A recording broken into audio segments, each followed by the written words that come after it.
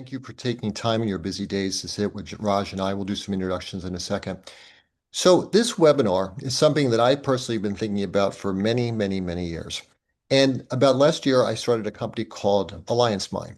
And my point of view was from working at Oracle, Salesforce, and Workday, that selling has changed. And I saw with sellers, not all of them got it. And in reality, I really believe that the sense of a seller with a product talking to a prospect is very old school. We're spending less and less time with our prospects for numerous reasons, right? We think, both Raj and I are passionate about this, the new way to sell is with coalitions. Coalitions are a set of partners that you all are kind of aware of, and the seasoned reps know how to deal with them. But the reality is there's no solid methodology for determining how a rep, or very importantly, how their sales manager or sales VP determines if that rep is really using the ecosystem, building the coalition, and reducing deal risk. So today, as we get into the content, please use the Q&A panel, and we forgot to turn on the chat, so we'll send you all the details after the fact. As if we want to send you the slides, they will all come immediately after that. We apologize for that. But let's get into some introductions. And first of all, I have had the pleasure of working with hundreds of amazing enterprise sales reps in my career, and they have fed into this information over decades. But as important, I have the pleasure of working with Raj for the last 9 months. She's amazing, and she has helped me put my vision into this deck today. I hope you find it interesting. Oh, thank you, Jody, for that kind intro. I'm Raj Skrzina. I've spent the bulk of my career in partnerships, building partnerships at IBM, Salesforce, Anaplan.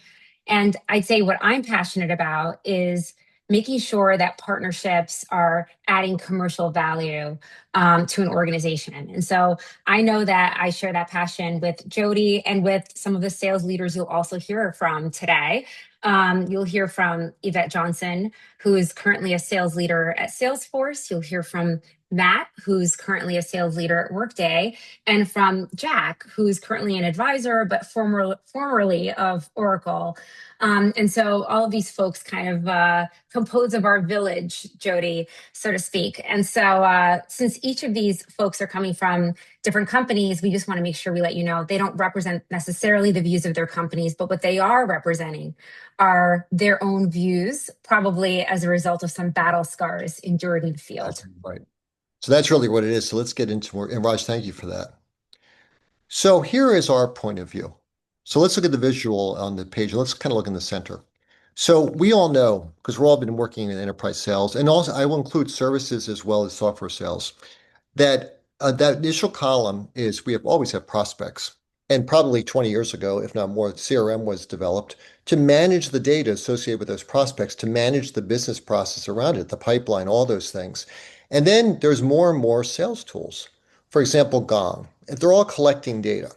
Now, what happens, we don't really realize it, but there's a methodology in place. That could be Challenger, that could be Medic, that could be numerous things, BANT, but that's all understood. The very important thing is how the rep acts, what they do, but more importantly, what's the governance?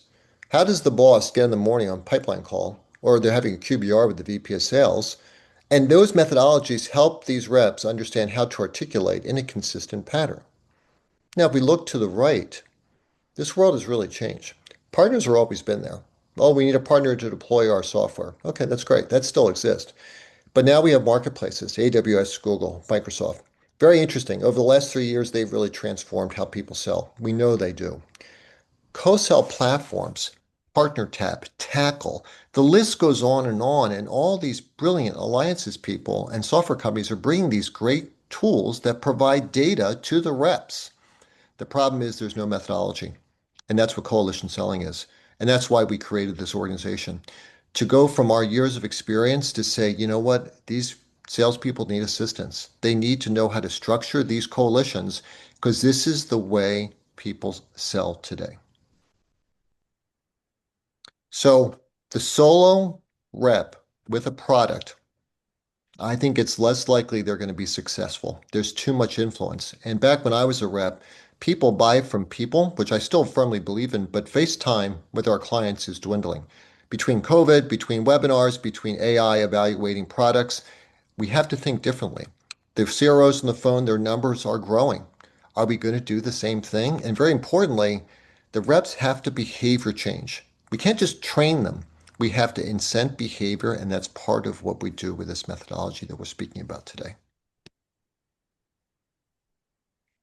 And the research really backs this up as well. What we're seeing is that 44% of customers right now are relying on more than four partners, right? Because they're focused on a complex business outcome that requires different areas of expertise and different types of tooling.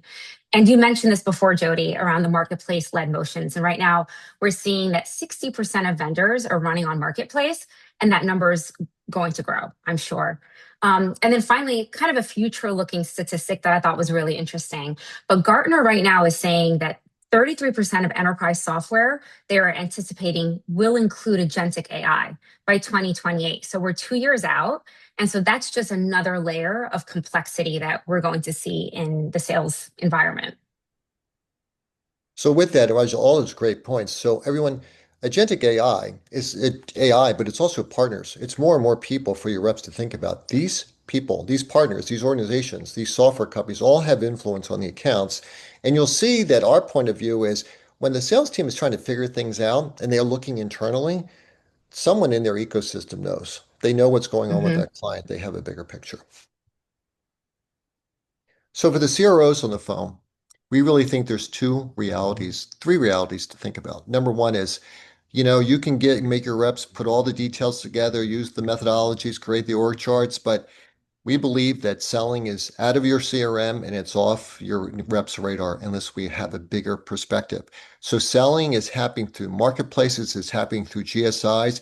Hopefully that selling is supporting you, but it may not be supporting you. Your goal as a CRO to say, look, I got to think a little bit bigger, but I need a methodology to support that. Number two, I firmly believe the reps are not trained for listening for signals in the ecosystem and asking the questions. Who is the partner who's implementing your Salesforce? Who is the advisory? Who? And also listening to when the partner, or excuse me, the prospect talks to them, they need to have a methodology to collect that information and to provide a count hypothesis. How are they going to sell this beyond their product, beyond their price? There's more to it. Finally, deal stalled. We've all been there. It's the end of the quarter. It's the price. It's the negotiation. We didn't know who the signer was. We really think in many cases, in my experience, there's a bigger picture there. And I'll use this phrase again. Someone knows. Why, what is happening in this organization? Not only for them to start the buying process, is it just because they want to buy a product? No, they want to transform their business. And ultimately, when things stall, it's so complicated now. I don't think it'd be fair to a single rep to have the answers. It's going to be a bigger picture. Finally, the CROs on the phone today, it is June. Your deals are in pipe for the fiscal year. Your job now is to de-risk them. We firmly believe by activating the ecosystem, we'll let your reps understand who's for you, who's against you, who can influence you, who can help this transaction get closed, and ultimately reduces the risk associated with your deals. Now, we're going to get into the interviews in a second. And the reason why I brought this slide up is Raj and I listened to a lot of webinars from really brilliant people and amazing software companies. And they're about all these new partner data, marketplaces, new programs. It's all great. The problem is we never hear from sales leaders. Ultimately, that rep needs to somehow take this super complicated world and start piecing it together. And very importantly, it's not a webinar they attended in March. That doesn't work. A lunch and learn.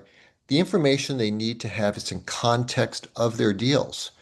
We'll wrap up this with a demonstration of a day in the life of a new rep to show you how these signals can be captured and put into something that's digestible. So with that, we're going to hear from three sales leaders, and all these people are super busy, so we recorded them for their benefit, and it'll be nice and tight. But we start with let's get into the next slide. We're going to start with Matt Lovell from Workday. Matt and I started 3 years ago on a journey. He is really an early adopter of this methodology. Now, Yvette and Jack are from really complicated organizations. When I was a seller at Oracle, there were probably 15 reps that were dealing with one account. And I used to tell my cohorts, guys, you got to use the machine. And really, we are doing is building a coalition, internal coalition. And Salesforce says the same thing. You're going to hear from Yvette, her perspective, what's a really strong Salesforce salesperson or any complex seller? What is the lone wolf point of view and why that doesn't work anymore? And Jack will talk to us a little about why do all these great initiatives that we always put forth fail? Why do the reps not adopt them? It's not they're not good ideas, it's because there wasn't a methodology or governance on top of that. So, Raj, anything to add before we get into the videos? No, no, this is great. Let's just hear from the sellers. First, Matt Level, who's an early adopter. And as Raj mentioned earlier, this is just their point of view, it has nothing to do with the organizations they work for. Matt, thanks for joining us today. Matt, you and I, about 3 years ago, started a little bit of a journey together. And we started to kind of evolve into what's changing in enterprise sales? And is it the typical model that's out there? Is that going to work forever? And I hypothesized back then that there are signals in the marketplace, which are more prevalent now, that there might be a different approach we might have. So when you go back to those early days, what do you think that's changed in the market? Have you been seeing, and what did you detect 3 years ago that said, boy, as a sales leader, I have to have a different perspective on things? Yeah, great question, Jody, and happy to be here. Look, I think when we look at the market 3 years ago to today, it's a very different looking market to start with. There's a lot more volatility in the market, and when we've got that global macroeconomic volatility, that usually means extra scrutiny on investment decisions. So in a net new hunting sales environment, we sort of picked up on that. We saw more stakeholders, more board level, more PE firm involvement in financial decisions that historically would have been a CHRO or a CFO signing off. And I think the way in which companies are not just making decisions, but evaluating vendors in the first place has also dramatically changed as well. I think these days companies can get a pretty good feel for the market with one click of the button using their LLM of choice, and do a lot of that software vendor research without even engaging software vendors. And obviously that's only as good as the public information that's out there and available. So we sort of saw that and recognized the need that we don't know all accounts where we don't have any incumbency, right? We can do all the outbound demand gen heroics as we possibly can. We can run all these automated email marketing sequences and hope that someone bites. But chances are there's other companies out there that are engaged in these accounts, whether they're existing software vendors, advisory firms, consultants, etc., that have the ears of the executives, that know what their company OKRs are, know what the priorities are, potentially know what their challenges and shortfalls or shortcomings of their existing tech stack are as well. And they can bring us, almost catapult us forward from an account research level without us having any direct interaction. So I think that was a big turning point, was just this sort of realization that, hey, if we can start to join forces with these firms that have influence in these sort of cold net new accounts, we're probably a much higher chance of earning the business down the road if we can leverage those relationships. So, Matt, with that background, did you have kind of that moment? Was there something that happened, an event that said, as a sales leader, I really need to start? My thoughts are there's change. This has validated the change. Was that something that happened to you? Can you recall that? Yeah, we're always in the business of continuous improvement. So we're always looking for ways to refine around the edges. But when you inherit a quota uplift that's north of many, many millions in a net new territory where you sell a bunch of deals the year prior and those deals and accounts come out of your territory, you've got to do a hell of a lot more with less. And so we looked at that and said, hey, if we do things incrementally slightly better this next fiscal year, we're going to fall short. So we need to look at sort of fundamentally new ways of working that could open up new sources of pipeline for us, that could accelerate and advance existing in-flight opportunities through to deal closure much faster, and also drive a higher win rate. We call it conversion rate, but drive that higher conversion rate of competitive deals. And, I think a key turning point for us was the emergence of our partnership with AWS. Now, historically, we have sold through the office of the CHRO, and they've been a great persona for us, great friends to us over the years.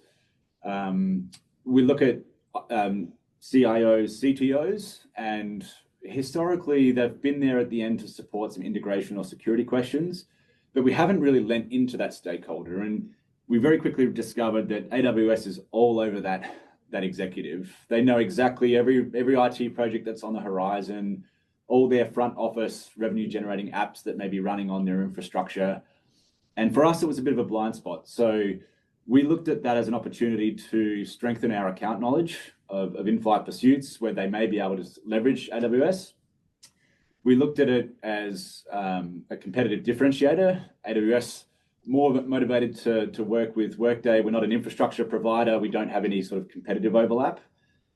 And then sort of towards the tail end of deals, we looked at transacting through AWS Marketplace as a bit of a glide path through approvals.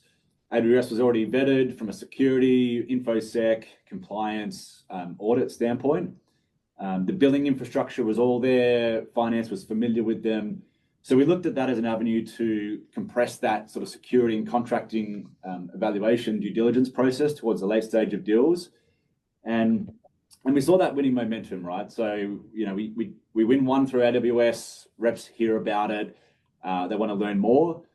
I think my team in New York at the time did 4 of the first 6 deals with AWS globally. So we had a really great sort of head start, and then it just compounded from there in the best way possible. So, and then that's just one strategic ally. There's obviously many other partners that have influence within the accounts that we're selling into.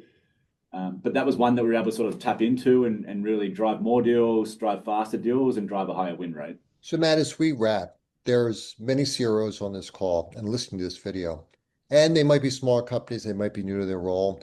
Considering this whole multi-partner world that we live in, what is some advice you'd give as we close our discussion today? Yeah, look, I think in the new AI world where every seller is, using their own LLM of choice, assume that every prospective customer that you're trying to sell into is doing the same. So they're doing that analysis of your capabilities before your first engagement, and assume that probably your biggest differentiators are not super public, right? We keep ours pretty closely guarded so that our competitors can't replicate them. And assume that then means that prospective customers aren't fully aware of what those differentiators are as well. Now, how do we get those differentiators in the hands of your prospects? It's usually through those that have the existing influence, existing incumbency in your accounts, right? Whether that's hyperscalers, consultants, third-party advisors, ISVs, tech allies, etc. So I think look at how to better embrace the ecosystem around you. That can be from looking at garnering better account knowledge, to identifying joint opportunities to work together, to accelerating deals through to closure, or winning at a higher clip. But a key part of that is you also need to factor in the supporting infrastructure to support that process and the people behind it. It's very hard to do on a Google sheet. So, think about how you can make that a scalable endeavor. As we look ahead, I think there's going to be continued investor scrutiny. There's going to be a continued focus on risk, and then I think lastly, as we look at the new AI world, that notion of interoperability, right? I think really consider who are your software allies, what organizations can you partner up with, where does it make sense to go in sort of arms up as opposed to elbows up, and I think that's going to be the new world, right? Is proven integrations, interoperability, and trust in the data across your agentic AI technology capabilities. So everyone, so Matt has, he worked with me 3 years ago, and we started to think about this, and this is where coalition selling came in from.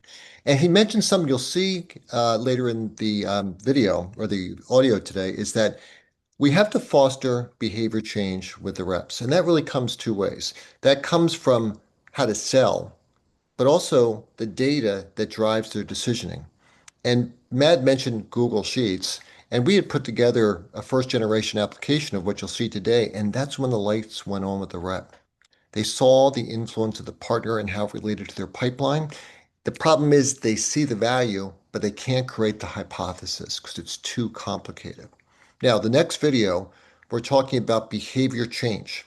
Yvette from Salesforce is going to join us, and the problem with a certain type of rep, she'll share that with you. And then also, how do you really make these reps understand that to be a good co-selling rep, they have to change their behavior? Let's go to the next video. Matt, thanks for, and here we go. I think where things break down is the famous lone wolf syndrome.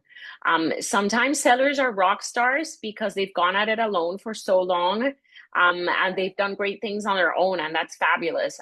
But when you are dealing with a multi-cloud digital transformation project that involves many extended team sellers, solution engineers, technical architects, an implementation partner, possibly internal professional services, we have to keep the customer's needs as the North Star and guide us in everything we do.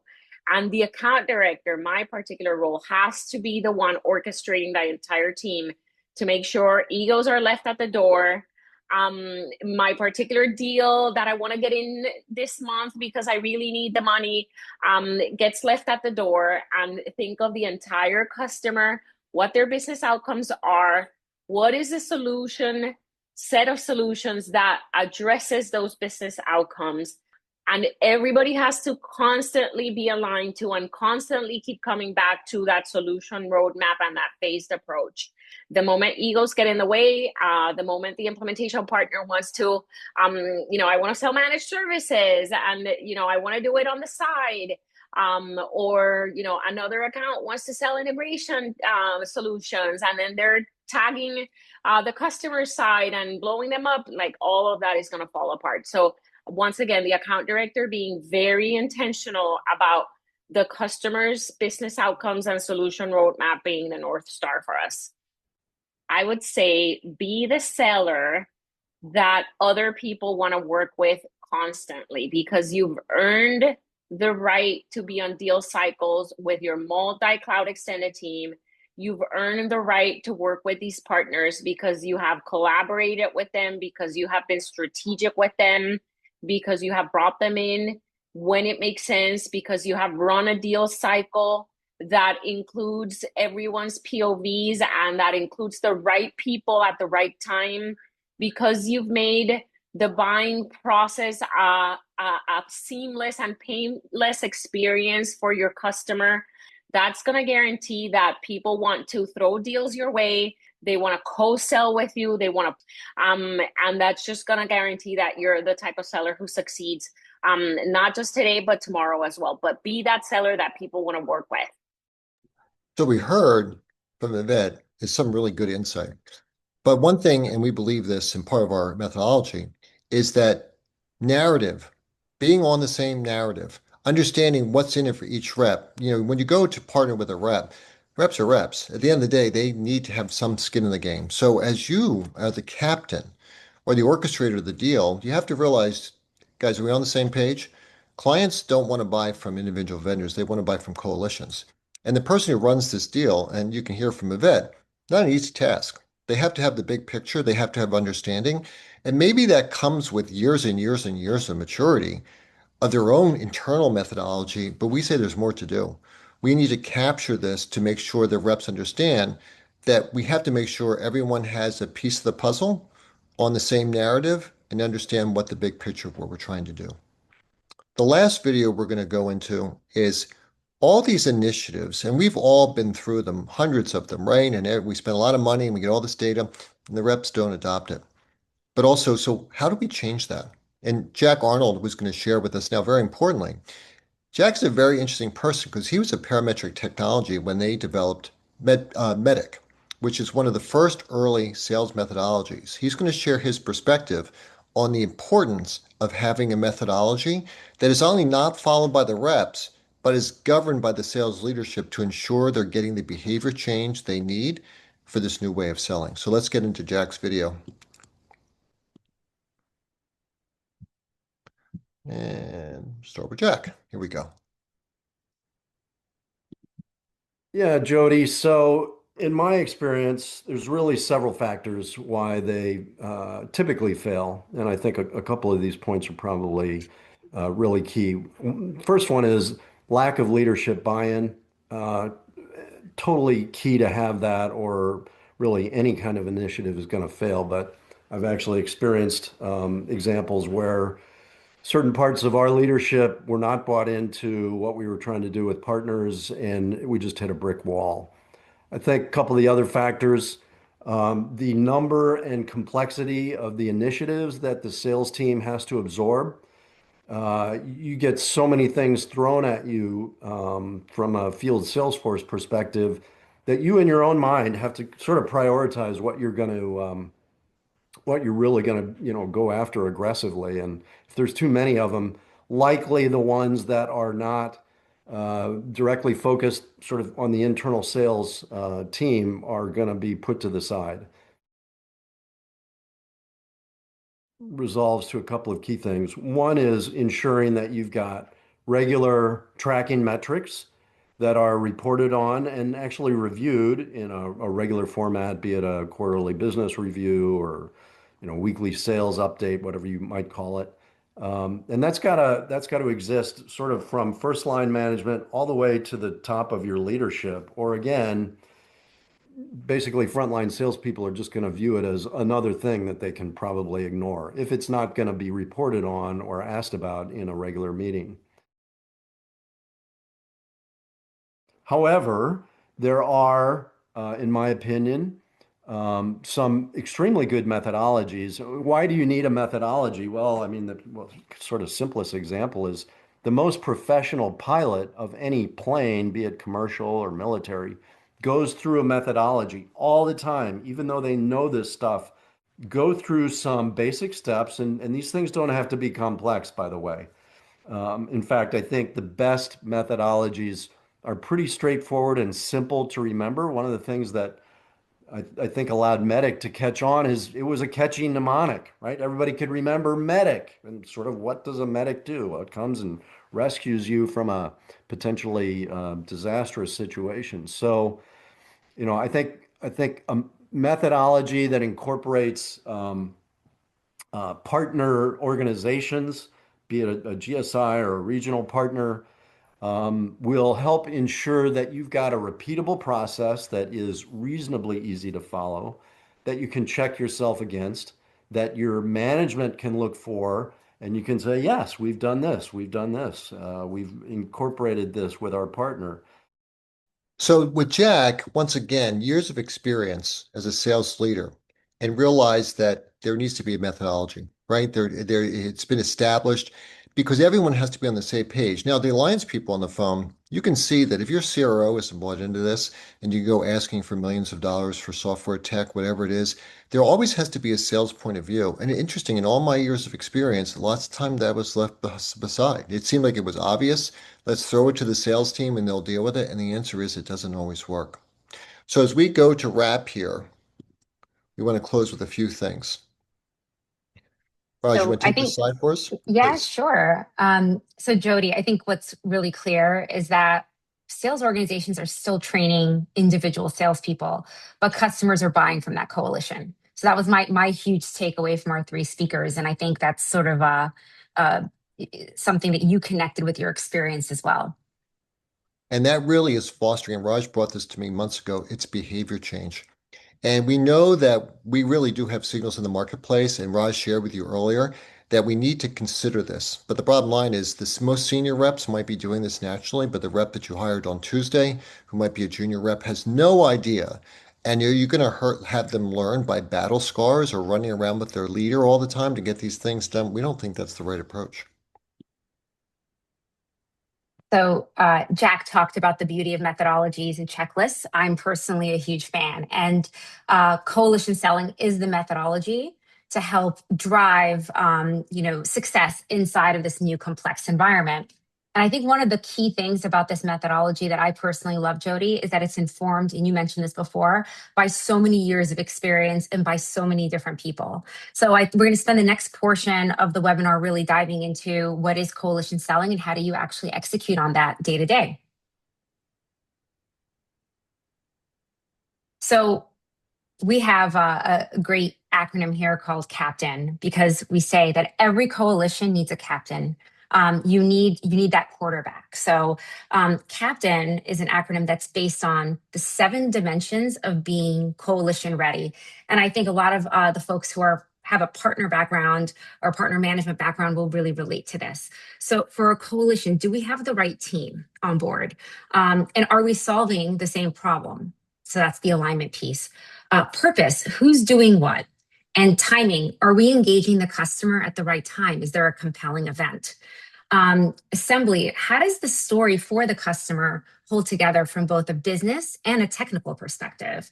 Influence, as the quarterback, as the salesperson, do I have a really good sense of who's influencing, who's my most powerful influencer in that particular engagement?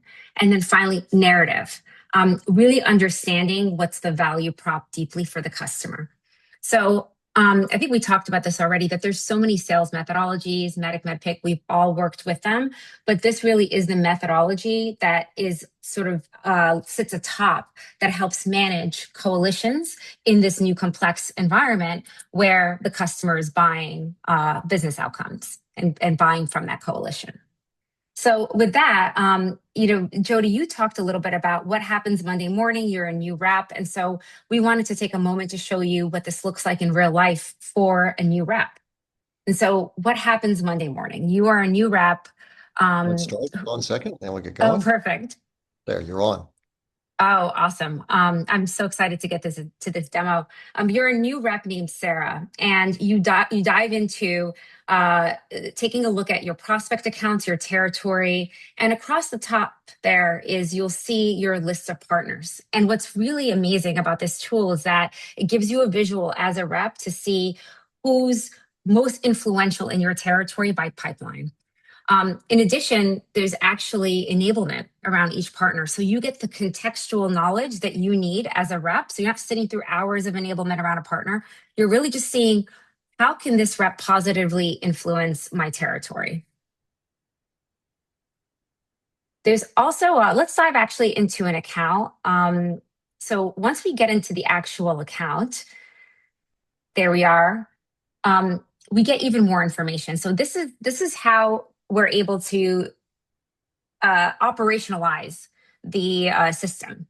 So Sarah's going to give Captain some information, and she's going to say, I have a CIO meeting and a QBR. So this is her first week, and she needs to get prepared for both of these meetings. So she provides that context in here, and this pertains to the account credential. And then she's going to share a bit more information. So is she going to build a coalition? That's where she is. And she's really in this building a business case. So she's going to run Captain on this specific account. And what comes back for her is some content that helps her get ready for this meeting. So we call it a Captain brief. And so what's in my Captain brief? It's an understanding of how ready my coalition is and where I need to work to make sure that I shore up that coalition. It's the top 3 actions that I can take as a rep in order to drive this forward. There's even information here that gives transparency around how the Captain brief was actually pulled together. So I also want to call out a few things here that are really incredible. It provides potential POVs that you can go to your coalition with so that the rep has support there.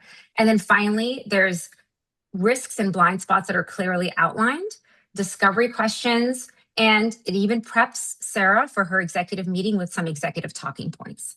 Now, once Sarah's done with all of that, she can just, for her QBR, download the QBR deck. I hand it off to talk a little bit about what leadership is going to experience.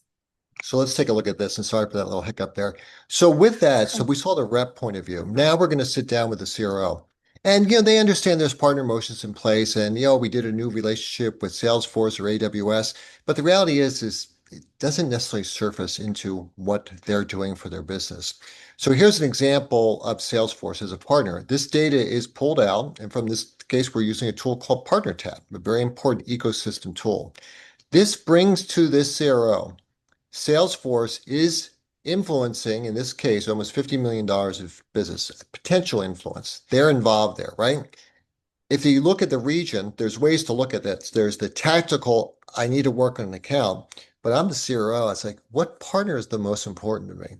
Well, in the Northeast, there's more Salesforce accounts. So I get to call my RVP and say, dude, you better meet with your counterpart at Salesforce. Well, what are we going to do? Well, we can look at going after financial services. That's where Salesforce plays the most. So if we play the demo out a little bit, if we pick by different partners, it will allow the CRO to look at each partner, determine their impact, and once again, you'll see at the bottom of the screen the most obvious opportunities to engage. Marketplace. We've got a big deal at USAA. They're an enterprise customer. The propensity to buy data is indicating that they have an EDP. Are we transacting through Amazon? The answer may not be, maybe no, and that's basically a blocker for the deal. So the CRO dashboard is the last piece of the puzzle with the demo. And we will be doing a more deep dive discussion around how this is built, how it is used. And in this case, it's really a proof of concept based on all this information that's out there from different tools, from things like Bombora.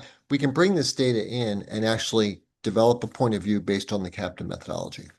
Raj, anything to add before we go to the next slide? No, I think that we're ready to take that next step. So guys, as we wrap up here, there's really two things we want you to think about. First of all, we appreciate your time. We're going to send you the link shortly for the CRO briefing, the Coalition Selling Imperative. We really do think it's imperative. And that is really at a CRO lens to really understand how this plays out. Now, if you're a software vendor and maybe you're a new vendor and you're trying to figure out what's your partner strategy, our assessment will interrogate all public-facing information and score you, give you a coalition selling score, and compare them against your competitors. It's a great way to start a process. The assessment link will be there. You run the assessment, it brings the information into AI, and it does basically a coalition selling analysis, and that's for your reference. As I mentioned before, we are going to be doing more webinars. We'll be shortly sharing our Substack as well. I think you'll find a lot of really good information there. I think Jody. Go ahead, Raj, Sorry, go please. ahead. No, please. I just want to say thanks to everyone who's participated in this. Many people are on the phone today that have been so patient as we develop our point of view. We're excited to deliver it to you today. But the reality is we firmly believe your success is our success. And I've lived my whole career with that. We are passionate. The fact is that sales leaders and salespeople have to start thinking differently. And what our offer is to facilitate that thinking and give structure to it. Raj, go ahead, please, and we'll wrap. Oh, yeah. I think what I wanted to mention was just to go back to something that Matt said that really stuck with me, which was about this idea of scale, this idea of de-risking. And I think there's no better way to both scale and de-risk than by leveraging a methodology, to Jack's point. That's great. And guys, as we close the webinar, the recording, the slides will all be in your inboxes shortly. And we so appreciate your time.